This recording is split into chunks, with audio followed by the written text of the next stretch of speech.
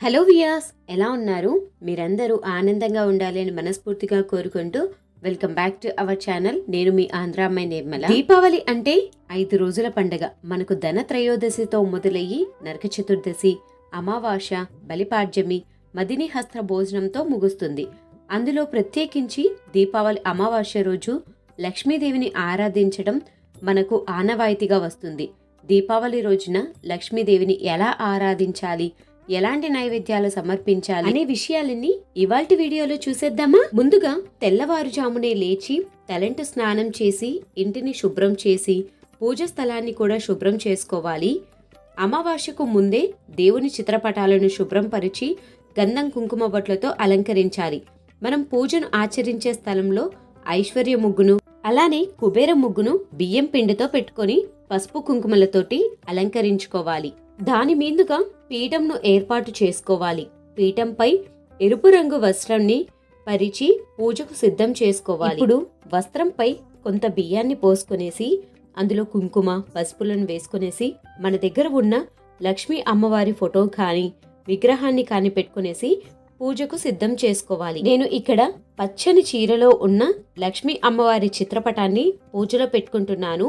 ఒకవేళ మన ఇంట్లో లక్ష్మీ అమ్మవారి చిత్రపటం కానీ లేకపోతే ఇప్పుడు వచ్చే ధనత్రయోదశి రోజు అయినా సరే ఇంటికి కొని తెచ్చుకోవచ్చు.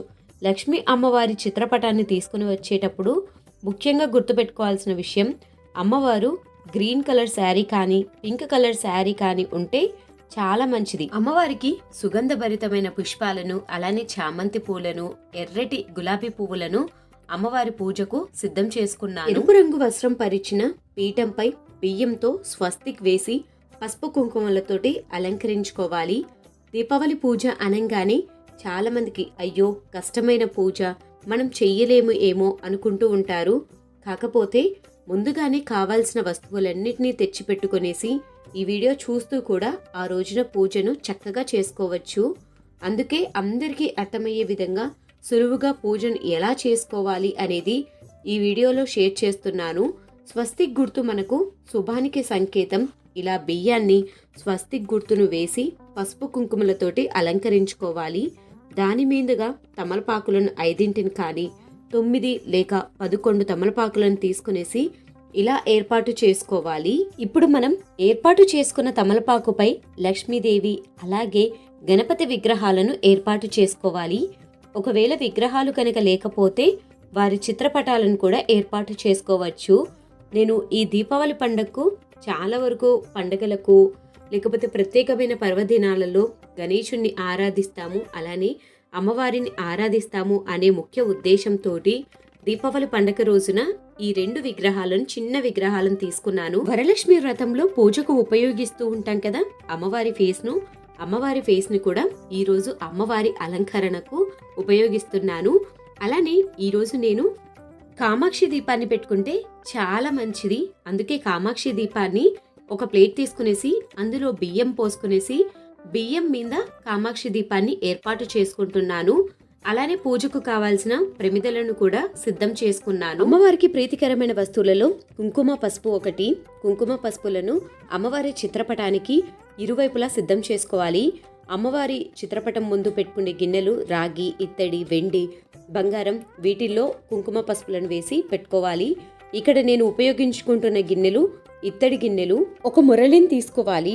ఆ మురళి నిండుగా నీటిని పోసుకోవాలి.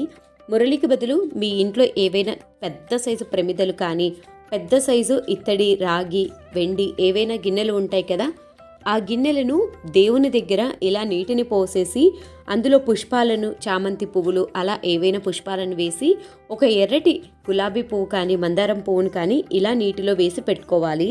గణపతికి, లక్ష్మీదేవికి అలానే అమ్మవారి రూపుకు మూడిటికి గంధము, కుంకుమ బొట్లతోటి అందంగా అలంకరించుకోవాలి. అలానే పూజకు ఉపయోగిస్తున్న ప్రమిదలకు కూడా గంధము, కుంకుమ బొట్లతోటి అందంగా అలంకరించుకునేసి ఇలా సిద్ధం చేసుకుందాము. దీపావళి అమావాస్య రోజున లక్ష్మీదేవి సాయంత్రం వేళన ఇలా పూజిస్తే చాలా మంచిది. అందుకే మనం వెలిగించే దీపాలు కూడా కొద్దిగా పెద్దవి తీసుకుంటే కనుక అవి మరుసటి రోజు వరకు కూడా వెలుగుతూ ఉంటాయి. ఇక్కడ చూపిస్తున్న విధంగా మట్టివి కూడా తీసుకోవచ్చు. అయితే పూజలో మట్టి ప్రమిదలను కొత్తవి మాత్రమే ఉపయోగించాలి. వాటిని ఒకసారి శుభ్రంగా కడిగిన తరువాత పసుపు కుంకుమలతోటి అలంకరించాలి. వీటితో పాటు మనం ఇంట్లో అలాగే గుమ్మం దగ్గర పెట్టుకునే దీపాలను కూడా పసుపు కుంకుమలతోటి అలంకరించాలి. కొన్ని సిద్ధం చేసుకొనేసి ఇప్పుడు పీఠం పైన 9 మట్టి ప్రమిదలను ఈ విధంగా ఏర్పాటు చేసుకోవాలి. అలాగే దీపావళి అమావాస్య నాడు సాయంత్రం లక్ష్మీదేవి ముందు ఉప్పు దీపాన్ని వెలిగించాలి. ఒక పెద్దపాటి ప్రమిదలో ఉప్పును వేసి అందులో ఉప్పులో పసుపు కుంకుమలను వేసి పైన ఇంకొక ప్రమిదను సిద్ధం చేసుకోవాలి. దానికి పసుపు పూసి అలానే కుంకుమ బొట్లతోటి అందంగా అలంకరించుకునేసి కామాక్షి దీపాన్ని పెట్టుకున్నాం కదా, దానికి ఎదురుగా అయితే పెట్టుకోవాలి. దీపారాధనకు ఆవు నెయ్యి కానీ నువ్వుల నూనె కానీ ఉపయోగించాలి. నూనెను వడ్డించుకున్న తర్వాత అందులో ఒత్తులను వేసుకోవాలి. ఇక్కడ నేను పువ్వు ఒత్తులను అలానే నార్మల్ ఒత్తులను ఉపయోగిస్తున్నాను. నార్మల్ ఒత్తులను వచ్చేసి రెగ్యులర్గా మనం యూజ్ చేసుకుంటే కుందులలో వేసుకుంటున్నాను. అలానే పువ్వు ఒత్తులు వచ్చేసి మట్టి ప్రమిదలలోకి ఉపయోగిస్తున్నాను. అమ్మవారి ముఖాన్ని సాక్షాత్తు అమ్మవారి స్వరూపంగా భావించి అమ్మవారికి మన దగ్గర ఉన్న వస్తువులతోటి అందంగా అలంకరించవచ్చు. ఈరోజు నేను అమ్మవారికి పాపిడి పిల్లను అలానే ఒక చిన్న నక్లీస్ని అయితే అమ్మవారికి వేసి అమ్మవారిని ఇలా అందంగా అలంకరించుకున్నాను.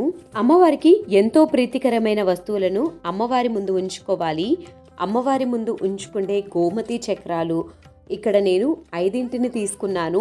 మీరు కావాలి అంటే 5, 9, 11, 21 ఇలా మన సంఖ్యను బట్టి గోమతి చక్రాలను కానీ తామర గింజలను కానీ అలానే గవ్వలు ఇలాంటి మంగళకరమైన వస్తువులను అమ్మవారి ముందు ఉంచుకోవచ్చు. అమ్మవారి పీఠం ముందు గ్రీన్ కలర్ వస్త్రంను ఒకటి పరుచుకోవాలి. అమావాస్య రోజున 9 మట్టి కుండలను సిద్ధం చేసుకోవాలి. ఒక మట్టి కుండలో నవధాన్యాలను నింపుకోవాలి. మీరు కావాలి అంటే నవధాన్యాలు రాగులు, వడ్లు, గోధుమలు ఇలా నవధాన్యాలు 9 రకాలు ఉంటాయి కదా, 9 రకాలను 9 కుండలలో నింపుకోవచ్చు. నవధాన్యాలు మనకు పూజా షాప్స్లలో అవైలబుల్లో ఉంటాయి.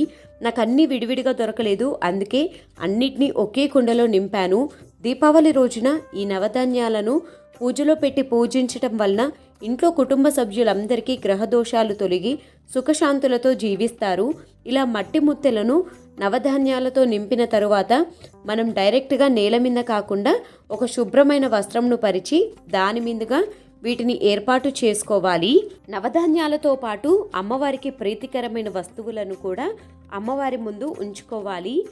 ఈరోజు నేను అమ్మవారికి ప్రీతికరమైన వస్తువులలో చిట్టి గాజులను, జీడిపప్పు, బాదం పప్పు అలానే నాణ్యాలను అమ్మవారి ముందు ఉంచుకొనేసి పూజించుకుంటున్నాను. దీపావళి అమావాస్య రోజున నైవేద్యాల విషయానికి వస్తే మనం ఇంట్లో ఏ నైవేద్యాలు వండినా అమ్మవారికి నైవేద్యంగా సమర్పించవచ్చు. ప్రత్యేకించి అమ్మవారికి పొంగలి, పులిహోర అలానే పాలల్లో బెల్లము, కుంకుమ పువ్వు కలిపిన నైవేద్యాన్ని అమ్మవారికి ప్రసాదించటం వల్ల చాలా మంచి జరుగుతుంది. అమ్మవారికి తాంబూలం ఏమేమి సమర్పించాలో ఇప్పుడు చూసేద్దామా. అమ్మవారికి తాంబూలం ఇవ్వటానికి ముందుగా ఒక ప్లేటు, అందులో 2 అరటి పండ్లు, 2 ఆకులను, 2 వక్కలు, 2 పుష్పాలను, 2 యాలకులు అలానే 2 లవంగాలను అమ్మవారికి తప్పకుండా దక్షిణను కూడా ఏర్పాటు చేసుకోవాలి. ఈ విధంగా అమ్మవారికి తాంబూలాన్ని కూడా సిద్ధం చేసుకునేసి పక్కన పెట్టుకుందాము. ఇప్పుడైతే అమ్మవారికి పూజకు కావాల్సిన సామాగ్రి మొత్తాన్ని సిద్ధం చేసుకున్నాము. ఇప్పుడు ముందుగా అమ్మవారి ముందు మనము కామాక్షి దీపాన్ని పెట్టుకున్నాం కదా, కామాక్షి దీపాన్ని ఏకచక్ర హారతితోటి దీపాన్ని వెలిగించుకోవాలి.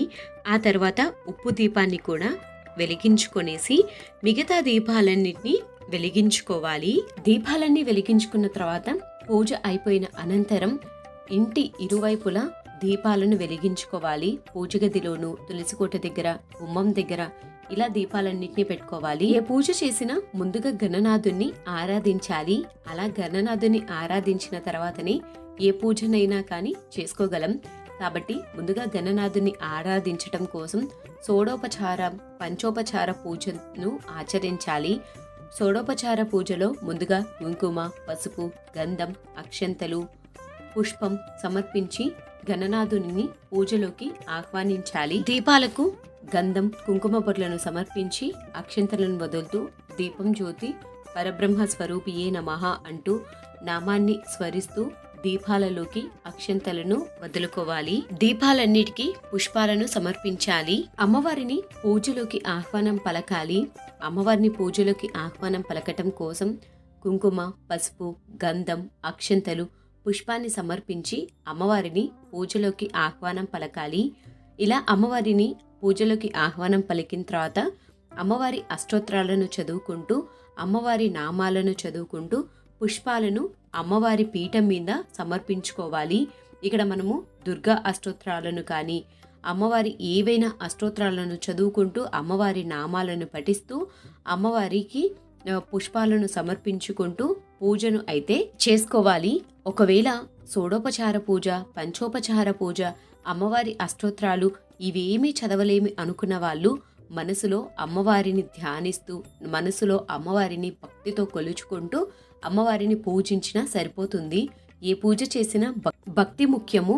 శ్రద్ధతో ఆ దేవుణ్ణి మనస్ఫూర్తిగా కళ్ళు మూసుకునేసి ఒక్కసారి ధ్యానించినా సరిపోతుంది. పూజ అయిన అనంతరము అమ్మవారికి ఎంతో ప్రీతికరమైన సుగంధభరితమైన అగరబత్తులతోటి ధూపాన్ని సమర్పించాలి. పూజ అయిపోయిన అనంతరం అమ్మవారికి కొబ్బరికాయను కొట్టి పంచహారతిని ఇచ్చి అమ్మవారిని పూజించాలి. పంచహారతి అంటే మన దగ్గర పంచహారతులు ఇచ్చేది స్టాండ్ ఉంటుంది. ఆ స్టాండ్ కనుక మనకు అందుబాటులో లేకపోతే ఇప్పుడు నేను చూపిస్తున్న విధంగా హారతి కర్పూరంలో కూడా మీరు 5 వత్తులను వేసుకునేసి అమ్మవారికి పంచహారతిని ఇవ్వాలి. ఇలా అమ్మవారికి దీపావళి అమావాస్య రోజున పంచహారతులను ఇవ్వటం వల్ల చాలా మంచి జరుగుతుంది. ఇలా పంచహారతిని ఇచ్చి అమ్మవారికి చూపించి ఆ తర్వాత ఈ హారతిని మనము కూడా తీసుకోవాలి. పంచహారతిని ఇచ్చిన తర్వాత అమ్మవార్లకు సాంబ్రాణి ధూపాన్ని వెయ్యాలి. ఆదివారం, అమావాస్య, దీపావళి పండుగ ఇవన్నీ సాయంత్ర సమయంలో ఉండటం వలన ఈ ధూపాన్ని మన ఇంటి ఇరువైపులా చూయించటం వల్ల మన ఇంట్లో నెగిటివిటీని తొలగించి పాజిటివ్ ఎనర్జీ అనేది పెంపొందిస్తుంది. చూశారు కదా, దీపావళి నాడు లక్ష్మీ అమ్మవార్లను ఏ విధంగా ఆరాధించాలో, లక్ష్మీదేవి అనుగ్రహం మన అందరి మీద ఎల్లప్పుడూ ఉండాలని మనస్ఫూర్తిగా కోరుకుంటూ మరొక మంచి వీడియోతోటి మీ ముందుకు వస్తుంది మీ ఆంధ్ర అమ్మాయి నిర్మల.